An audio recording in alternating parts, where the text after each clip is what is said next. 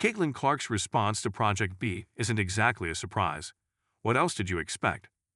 It's been previously reported that Caitlin Clark turned down multiple offers to join both seasons 1 and 2 of Unrivaled, but her opinion on Project B, the 5x5 women's basketball league that will be based in several international countries, wasn't made clear until very recently.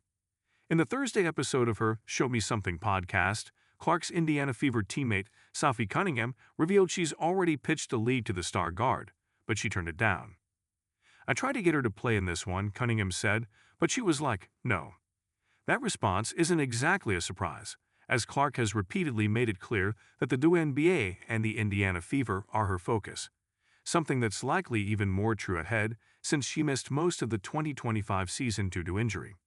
She's also not exactly hurting for extra cash. According to a list published by Sportico this week, Clark is the sixth highest paid female athlete, and every other person listed before her plays tennis. If anything, Clark has emphasized that she is most focused on USA basketball.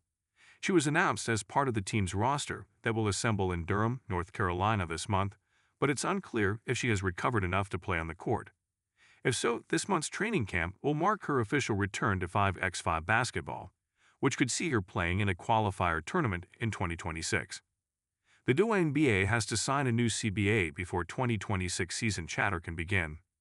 Those are both crucial first steps to getting Clark back into a Fever jersey and on the court next season. Of course, there are a lot of things that have to happen before that takes place, and very little of that has to do with Clark herself. The WNBA and the Players Association are still attempting to hash out details of a new collective bargaining agreement, CBA. Both sides most recently agreed to a 40-day extension of talks, which has set a new deadline of January 9. This new date raises the likelihood that the Toronto Tempo and Portland Fire will be unable to hold expansion drafts this month. This year's rookie team, the Golden State Valkyries, drafted its initial round of players in December 2024, because the terms of expansion drafts are included in CBA negotiations. One of the biggest snags appears to be the language that explains how revenue sharing would work moving forward.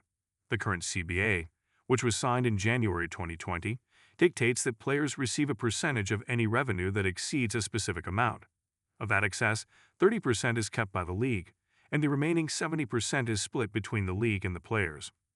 The players have never seen any additional money from this arrangement, because it was set up in 2020, just before the pandemic, and the WNBA struggled financially throughout the surge in COVID-19.